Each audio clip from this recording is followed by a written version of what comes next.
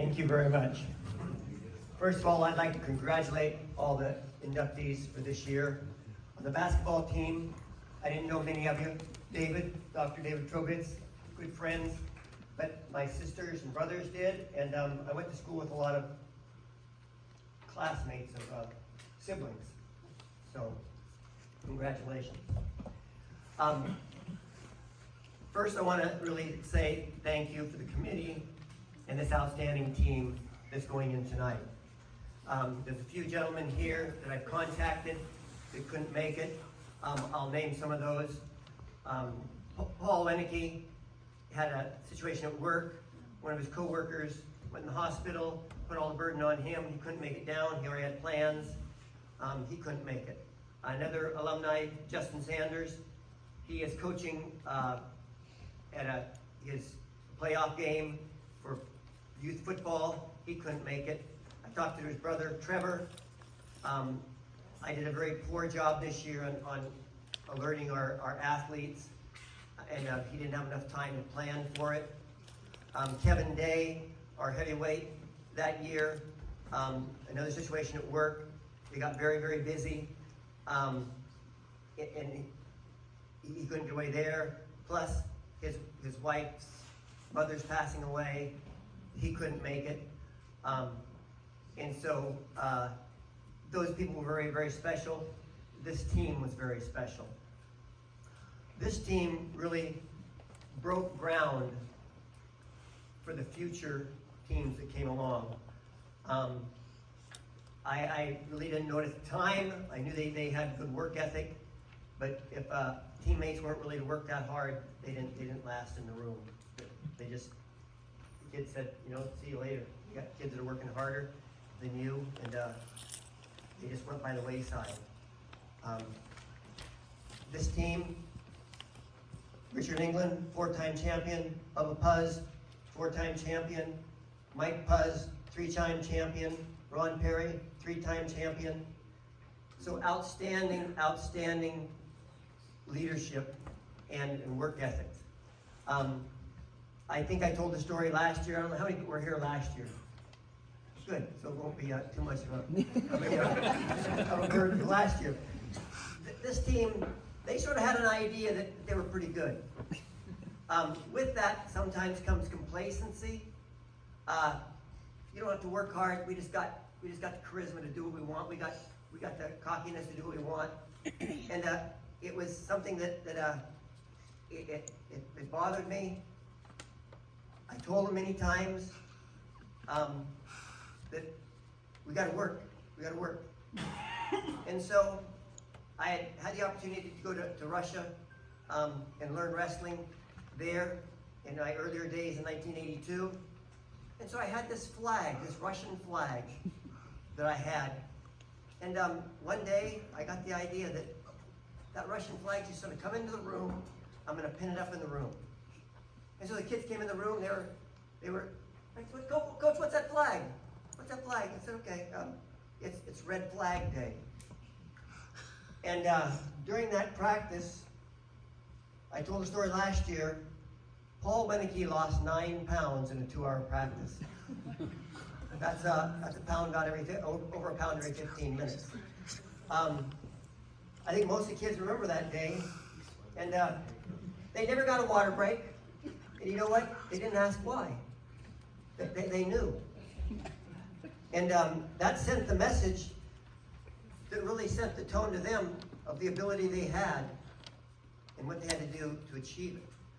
Because I had a feeling this team was pretty special, but if you get complacent, you don't stay focused, those things don't materialize. After that, there was no doubt that this team was focused. Likewise, I think it was that year, and Ron will correct me if it's not, we're wrestling in McKinleyville, a dual meet. Ron has a kid named Armstrong. I blocked it out, Bert. And I'll refresh it. So, we're wrestling that dual meet, and Ron's behind. Ron's behind in his match. I say, let him go. Ron doesn't let him go.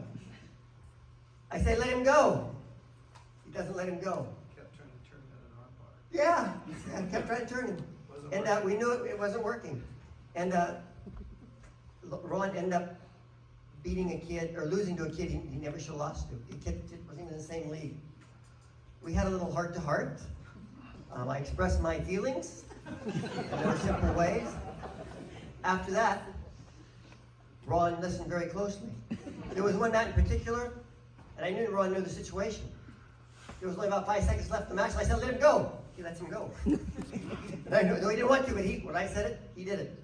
And that year, Ron went on to become a state finalist in the California High School State Championship. There's only 1,000 high schools in California, and he was a finalist. So it's an honor. That same year, Paul Wenneke, I'll tell the story I told last year, but I'll tell it again because I think it was that important.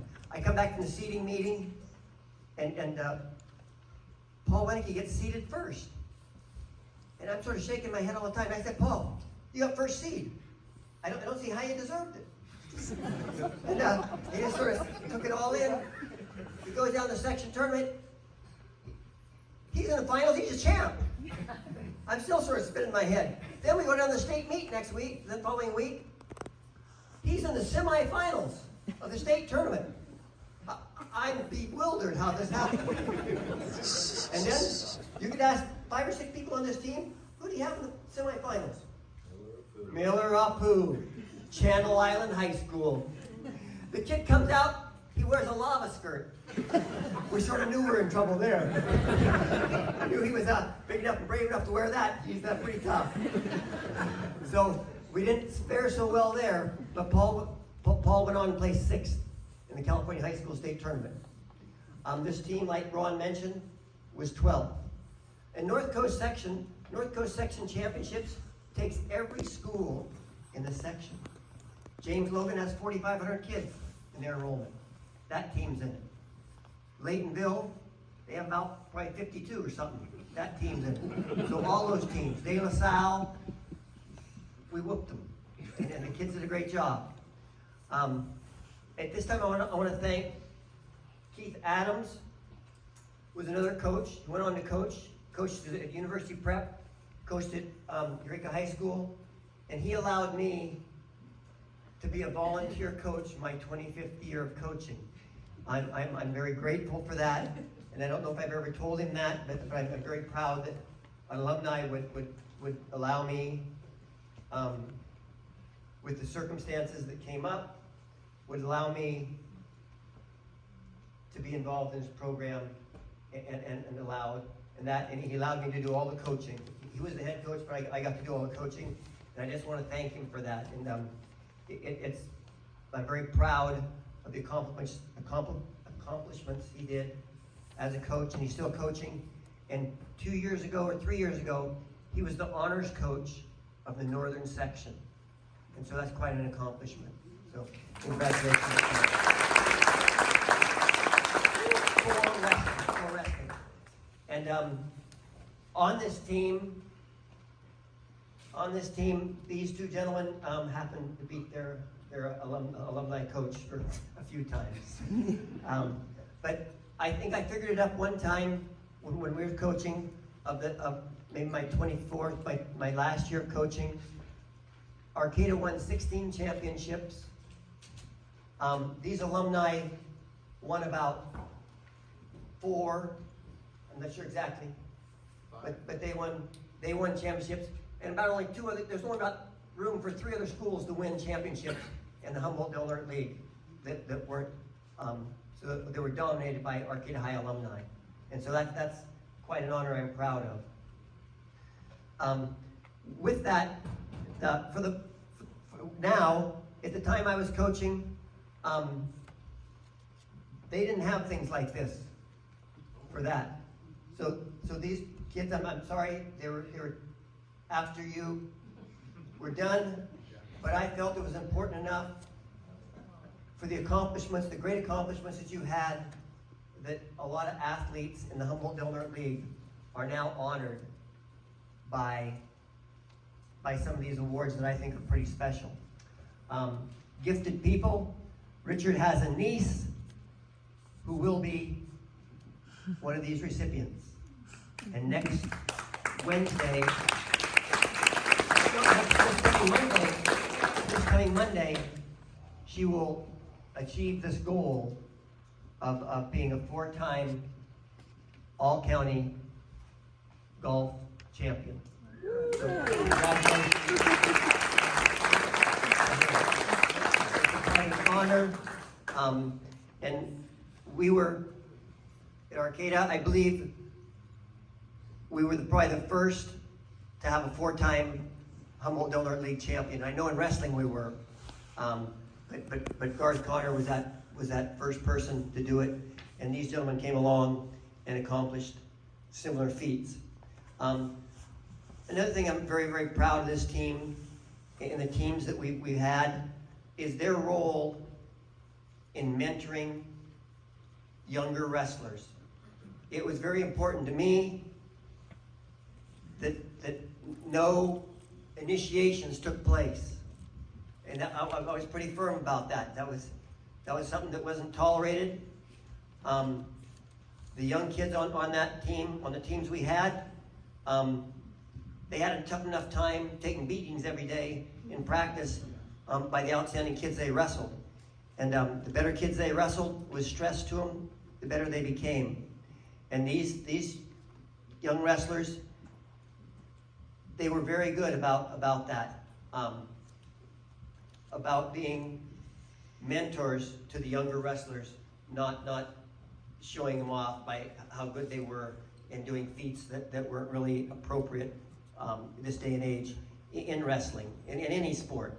And I'm very, very proud of that. And all these kids and wrestlers we had are how close they are, and the friendships and bonds they built along the way. And some of them, I believe we have a team that's one more team that's going around.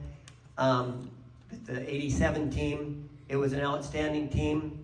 I've been asked a few times by these alumni who want the answer, Coach, which team was better? Was it the 82 team, was it the 85 team, or was it the 87 team?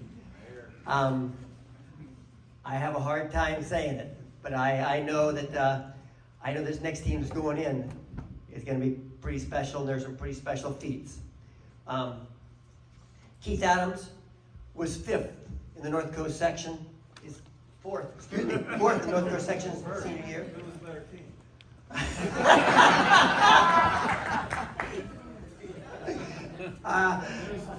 I love these teams, and I'm not sure I'll ever say who the best one was, but I had my favorites. They were pretty impressive, and we had some, and like Ron said of that, Mike said of that dual meet at Roder Park, we had some barn burners. We had it wasn't this team, but we had Ukiah had an outstanding team. And Arcata had an outstanding team. And we went to the Rancho Cotati tournament, and we met in the finals. And that was one of the top dual meets that Arcata had. The coaches were intense. The match was intense. And I think we ended up losing by a point. But it came down to the end. But at one point in time, Coach B and Coach Kavner, they got nose to nose, and they wanted to go at it right there. And but it was a fantastic dual meet, and they were section champions that year. Well, after that performance, but this team had some outstanding accomplishments. I'll introduce them. Gary Day, all-league champion in 1986. Mike Puz, a senior. He was the team leader. He was the team leader on number of wins that year. He was the top scorer for lettering points for us. He had the most pins that year, and he was a leader in takedowns. Yeah. And so that next to him, Chris Pence.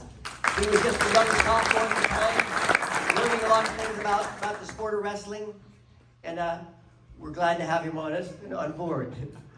Next to him, Richard England. Again, a 4-time county champion. 4-time North Coast section finalist? No, 3-time. 3-time his sophomore year, he won it. He won it as a sophomore. Remember he lost to the Spurlock kid in Fortuna? Oh yeah. Good times. Yep, Spurlock. So then he won the section. Russell Ayton. 3-time Humboldt-Dillard League champion. I'll tell a little story on Russell about myself. So Russell, his freshman year, he halfway through the season, he has a meniscal tear, and so he's going to go in for surgery, and that cost him probably the rest of the season. And so I said, Russell, I'd like to watch that surgery. So Dr. Kosh was a doctor at the time, and so I got permission from Russell. Got permission from Dr. Kosh, and I'm in the OR room and watching the surgery. Heck, I've skinned deer before, all kinds of things. You name it, I've done it. So I got the mask on. They're prepping his knee, and they have this needle's about this long, and they're starting to push it in his knee. I'm watching it get a little warm. To me, it looks like they're pushing a little further. Get a little warmer. Next thing I know, I hit the floor.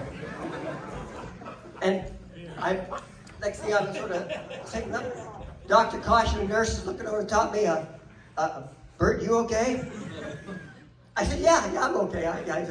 I'll watch the rest. He said, no, I think you're going to go out to the recovery room. On behalf of that, though, I hadn't wore a mask before, and it was pretty warm. but so I didn't get to watch that surgery, but I got to watch a little of it. So next to him, Nathan Zink. Nathan Zink was a 115-pounder varsity that year, right? Yeah. Yep. Yeah. A long time ago. Yeah. A few years, 2 pounds ago.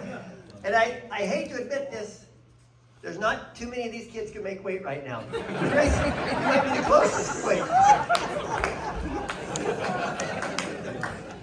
So, next to him, Ron Perry, who you met. But I'll tell you the story on Ron. I told you one already. So that year, this year, would have been 1985. We're down at sections, and Ron's in the finals. And this kid out of Antioch, and he's already got a full ride scholarship to Illinois. And a lot of things been talking about him. His name's Tony Deroni. And yeah. And he was a starting quarterback for Illinois. And we're wrestling in the finals. And Tony was one of those kids that I don't think liked to work too hard. And he was, at that point in time, in wrestling, all you had to do is sort of go like this, like the contacts in basketball, and the referee stopped the match. You okay? It's just a little thing. And everybody was at the buzz. At that one, Tony Deroni was I think the #1 seed. We were the #2 seed. And he claimed to have a bad knee. I don't know if that was true. We tried to help it along, but not during our match. And we found out he did have a bad knee. And we grabbed it once in a while, a little bit. Not totally intentionally, but just of the sport of wrestling. And we ended up beating Tony Deroni in overtime. Yeah, he just sort of gassed out, and we meaning Ron, took control of the match.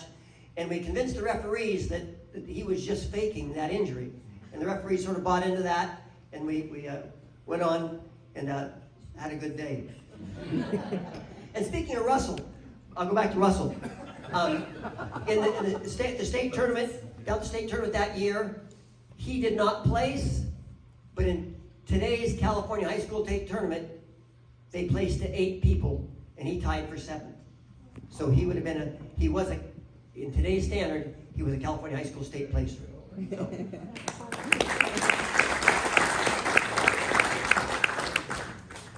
Next is Bubba Puz, or John Puz, I call him Bubba. Yeah.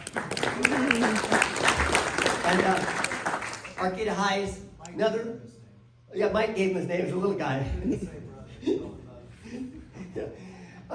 And so a four-time high school state, or four-time Humboldt Donut League champion, outstanding wrestler, North Coast section champion, his senior year, and an outstanding kid to have on the tournament. Problem was, he had a son that played basketball. That was the problem. That was the problem. I tried to convince him to wrestle. Bub said, nah, I'm going to play basketball. I said, Bub, it's better to wrestle than lost than play basketball.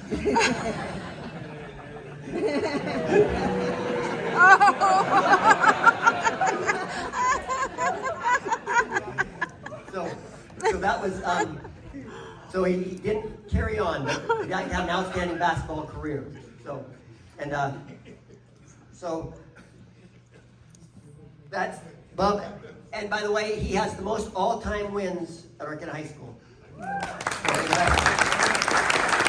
I suspect he'll be following his brother in this, in that Hall of Fame. And Keith Adams, I mentioned Keith, coached at Eureka, coached at University Prep, started a program from scratch, and has an outstanding program. Again, I'm very, very thankful of the kind and friendship that he let me coach my 25th year. It wasn't easy getting you on the team. I know. But I really appreciate it, and had a great coaching career. I'm very, very proud of him. So I was hopeful the other kids could come, but I am certainly understanding work comes first, and I'm very proud of all these accomplishments the kids have done. And so thank you very much. And they look like they're getting older than me. I can't believe it. Thank you.